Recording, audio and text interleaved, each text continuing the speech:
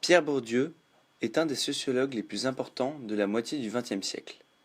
D'après lui, le capital est une ressource rare dont un individu tire un avantage matériel, principalement un revenu, ou symbolique, prestige social. Le terme de capital est utilisé car ces ressources sont accumulées, valorisées, puis partiellement transmises des parents aux enfants. Il existe 4 formes de capital différentes. Le capital économique, le capital social, le capital culturel et le capital symbolique.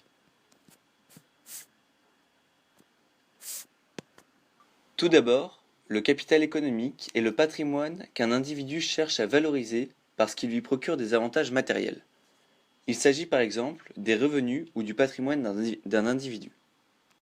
Ensuite, le capital social, selon Bourdieu, est l'ensemble des relations qu'un agent peut mobiliser afin de maintenir ou d'améliorer sa position sociale. Pour lui, le rôle du capital social est de faire fructifier le capital économique. Par exemple, l'entrepreneur qui possède un réseau et grâce à celui-ci accroît ses profits, qui lui permettent d'élargir plus encore son réseau. Puis, le capital culturel est l'ensemble des ressources culturelles, savoir, savoir-faire ou compétences, maîtrise de la langue et des arts, détenues par un individu que celui-ci peut mobiliser. Selon Pierre Bourdieu, le capital culturel peut prendre 3 formes.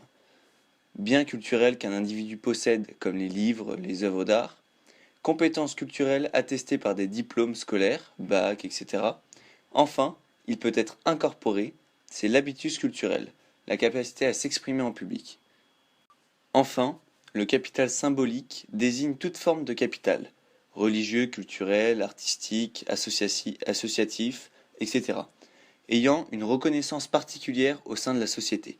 Ce capital détermine la place d'un individu dans la société et se traduit par le prestige, l'honneur ou la reconnaissance d'un individu.